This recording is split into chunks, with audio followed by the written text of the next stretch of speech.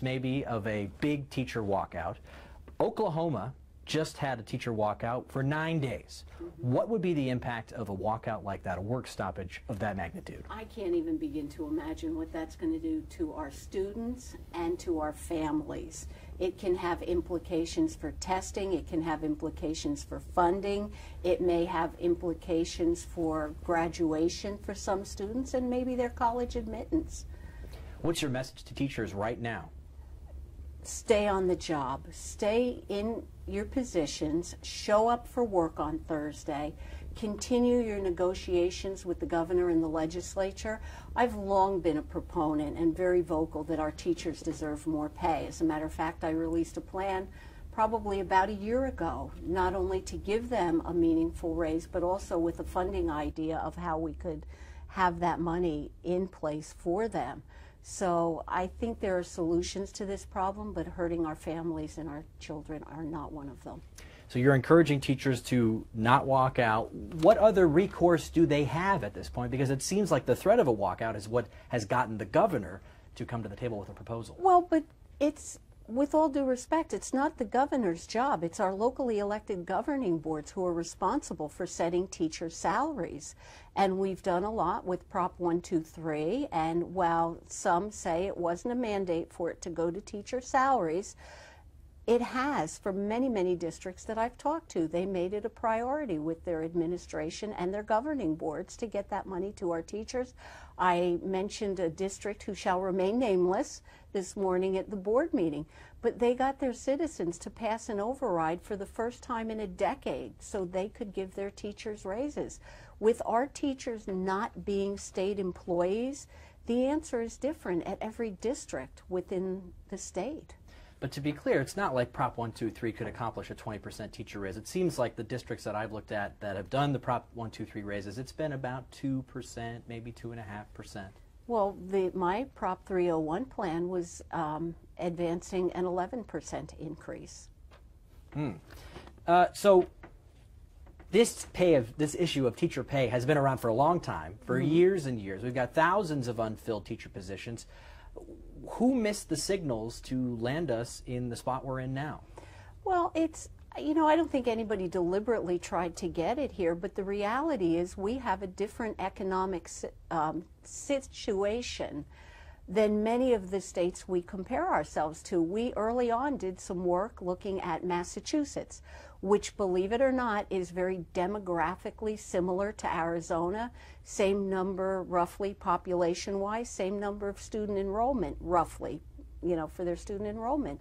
They have almost a $40 billion general fund budget that they can use to fund their schools. Ours is what, 9.5? That makes a difference in what you're able to do. So I've been advocating for us to look for new revenue streams for quite some time now, and one that's specifically earmarked for education. Other states have ways to do it. We know some of our states, local states in the West, they use excise tax. We know a lot of the states in the East Coast, or to the east, own all of their land, where the federal government still controls and owns a lot of the land in Arizona. These are different discussions we can have to try to support our education system. So you're saying that you think there should be a dedicated revenue source for teacher pay. Does that mean you think the governor's plan as proposed is unsustainable? We have not seen all the details of the governor's plan just yet, and we're hearing, last week it was announced, there's very different analysis, but I think we need something specific just for education. In Nevada, I understand it's called Slots for Tots, that they have gambling in Nevada, and they have a program that money goes right to their education system.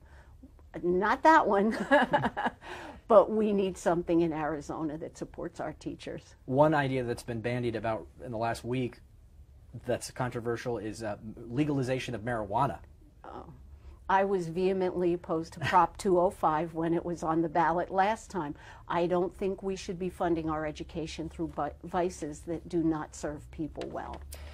Let's talk about, the governor has said that a teacher walkout is political theater, basically an effort to support his political opposition for the upcoming election. Do you think a teacher walkout is political theater?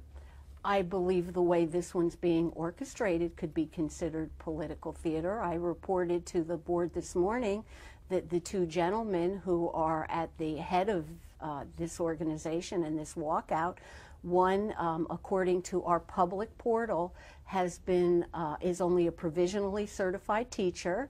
Interestingly to me, has deficiencies in the U.S. and the Arizona Constitution, and the other gentleman has been a standard certified teacher since January of this year.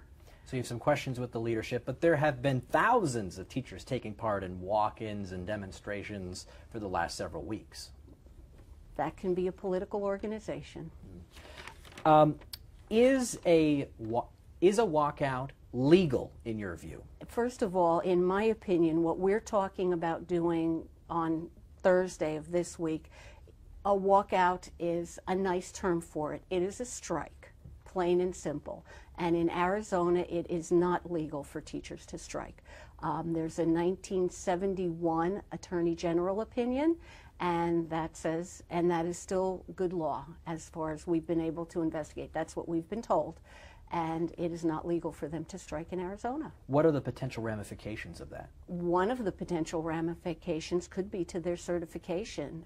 Arizona statute does not allow, it's not legal for them to strike, and they cannot resign their position without permission or a vote of their board pre-approving it. So if they walk out, if anyone, and I'm not advocating for one way or another, but if parents or citizens file a complaint with the department, we have an investigations unit, and I've assured the board this morning we will investigate anything that comes. Then it goes through a process with what we call our PPAC, or Professional Practices Advisory Commission or Council, and they make a recommendation to the board on what should be done. And you touched on my next question, but just to ask it, will the Department of Education or the Board of Education take any actions against teachers who walk out? You know, I wish I'd gotten a crystal ball with this job, but I don't. What I will assure everyone in Arizona is that we will do our job here in the department, and our job is, if we get a complaint, we investigate it. So then we will take that through the rest of the process. I don't know what the state board will do. Is it realistic, though, to decertify a large number of teachers when we're facing thousands of unfilled teacher positions? Well, what you have to recognize is that it may not be decertifying them. It may be a letter of censure within their file that goes on their record, gets reported to the national database, and then if they choose to leave and go teach somewhere else, it can be something that follows them. So I would encourage cooler heads to prevail. So it might prevent them or make it more difficult for them to seek another job in another state or elsewhere. Or maybe even within, hypothetically, suppose there's a district that chooses not to participate in the strike, and then they want to move districts. Potentially, could it impact employment? In terms of impacting employment, though, would a lot of that be at the district level? It is, to a degree. You know, a district could look at someone's record and say that's okay with us, that, you know, it wasn't a problem. So if districts agree, some of them have sort of done votes of support or have indicated in advance that they're going to be shutting down the schools, would the Department of Education still take action against teachers in districts that seem to be supporting of this action? Well, first of all, with all due respect to all our governing boards, and I come from a governing board service, so I have the utmost respect for the work that those citizens voluntarily provide to their community. But number one, they have, in some cases that I've heard, taken action early on, or resolutions, letters of support, whatever it may be. I'm not sure they spoke with the people they represent, their citizens and their taxpayers, before they said, do you support us taking this action if the teachers choose to walk out? And I would also question how a governing board can support an unlawful action legitimately. So if you were a governing board member or a district superintendent, would you take action against teachers who walked out? It would depend on the circumstances. Maybe I would. I don't know. I'm not wearing those shoes now, so I'm not a big fan of speculating. I sit in a different role now. That's fair. But what circumstances would be at play? It seems like it's either they do walk out or they don't walk out. Well, I certainly hope what's at play is they do not walk out. They have a duty to our children. They have a duty to the family they serve. You know, I've often said as we've moved through this, one thing I may have agreed with FDR if he were alive today is we share a similar view on public service and that they shouldn't unionize because they serve the taxpayers, they serve the citizens. We are their employers. And I don't believe it's right for them to strike against us. And FDR was famous in his support for private employee strikes, but very against public employee strikes. Correct, and I share that. In the battle for public opinion, could a teacher's walkout or a strike backfire? Oh, I believe there is huge potential for it to backfire, and that's one of the reasons I'm all but begging them to please stay on their jobs on Thursday. In the course of time I've been in office, we had what we call the We Are Listening Tour, which has been almost 60 town halls across the state of Arizona. And overwhelmingly what I heard from Arizonans, and not just teachers, but you know, John and Jane Q. Public who came to my town halls, was they support their teachers, they appreciate the work their teachers do, and they want their teachers paid better. But I believe if the teachers walk off the job after having been basically made an offer for a 20% increase, I'm not sure. And just the little bit of feedback I've been able to get in this small bit of time since Thursday is it's not supportive and not positive. So I don't want to see them undermine that trust. I mean, parents bring their children and trust their children to them. They have to keep that. And I'm not sure how well it can be repaired if it's damaged. Is your message that teachers should accept the governor's proposal? My recommendation is that the teachers stay at the table and continue to talk about it. I don't know whether the governor will be able to get his proposal through the legislature. Quite frankly, from a personal perspective, the perspective of a taxpayer, take off my superintendent hat for a moment and put on my taxpayer hat, a 20% increase is a very significant increase. I don't even remember the last time state employees received a pay increase, and I think if you look at the corporate world, most might look at 2%, 1%, 2%, 3%. Even the 5% that they got in Oklahoma was a pretty significant raise. I think teachers would say, we're so far behind, you know, years of financial neglect have left us so far behind that we need a drastic jump. But I'm not sure that you can make that statement about every single teacher and every single district throughout Arizona because of what our system is, that we allow local governing boards to make that decision.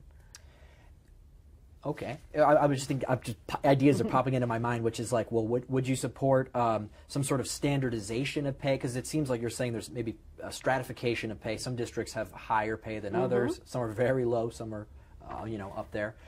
Would you support some sort of leveling of the playing field? I am a fan of local control, and I truly don't believe the answer to bad government at a lower level is government at a higher level taking charge of things. So I think we need to make sure that our districts get the funding that they need to be able to compensate their teachers appropriately. You know, part of the situation we're in is during the recession, the legislature was forced to cut funding that came to the schools for capital funding, and meaning how they repair their buildings, fix their air conditioners, keep the roofs from leaking, whatever the case may be. That was a necessary cut, one could argue, under the times we were in then. But that meant that in order to fix your air conditioner or your roof, you had to take money that was, normally would have been used to pay teachers. And, there's an old adage in school board finance, School Board 101, you can pay more people or you can pay people more. So other things too, as we talk about full day kindergarten, should we have it, shouldn't we have it? As we talk about lower class size, these are all things that impact how much we can pay our teachers, and these are decisions that are made at the local level depending on the desires of their community.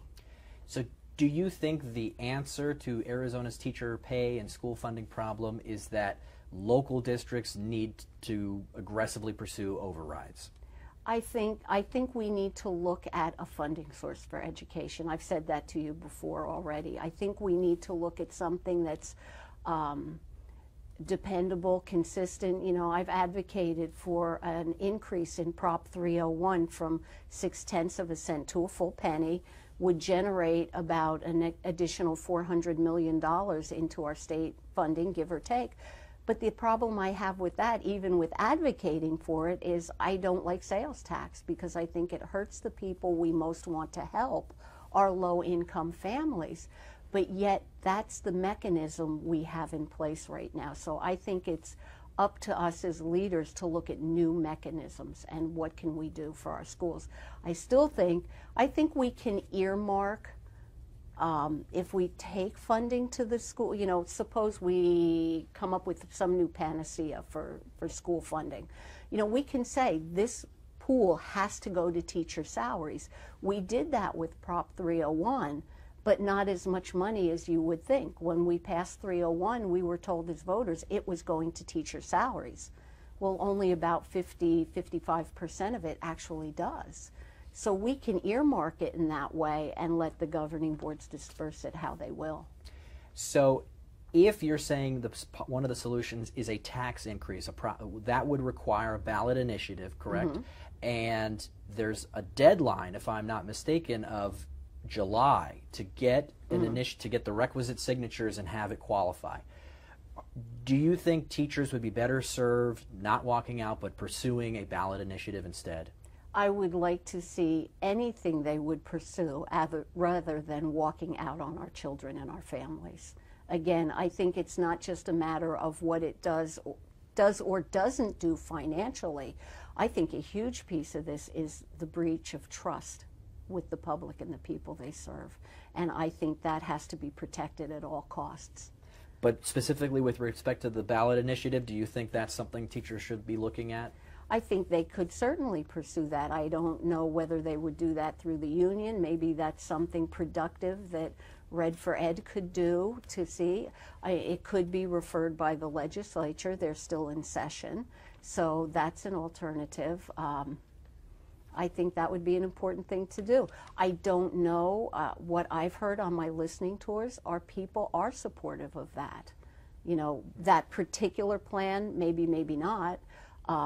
But they've said, I've heard people time and again say, I'm willing to pay more to support our teachers. Could that be a way to do it?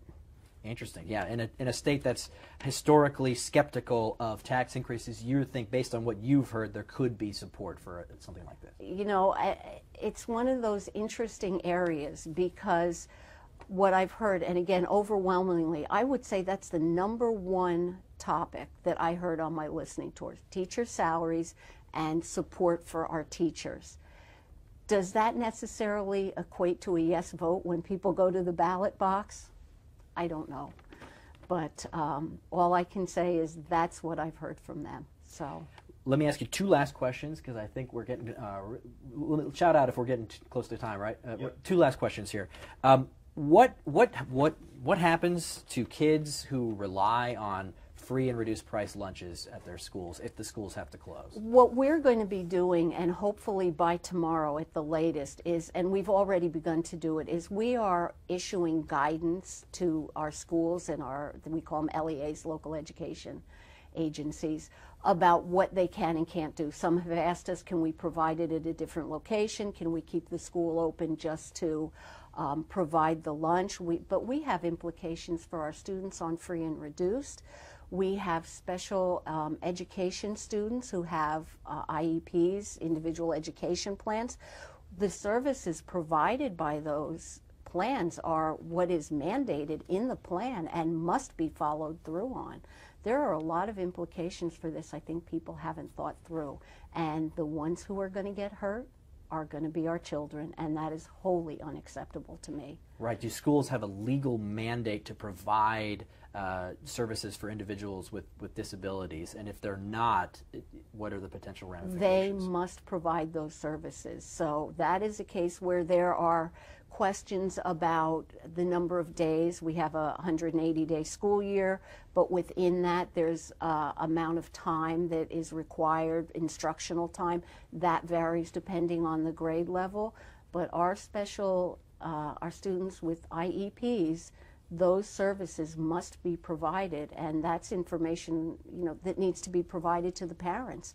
If your child's not in school because the teachers are on strike, this is what we're going to do to meet your child's needs, and it may be going longer. Graduation could be in danger. And if a graduation is endangered because a student needs credits to graduate, then will that necessarily impact their college enrollment or a career they're going on to, or the military? The stakes are just too high, especially when there has been an offer, and to me there's still a lot of negotiation that can be done before we get to such a drastic measure.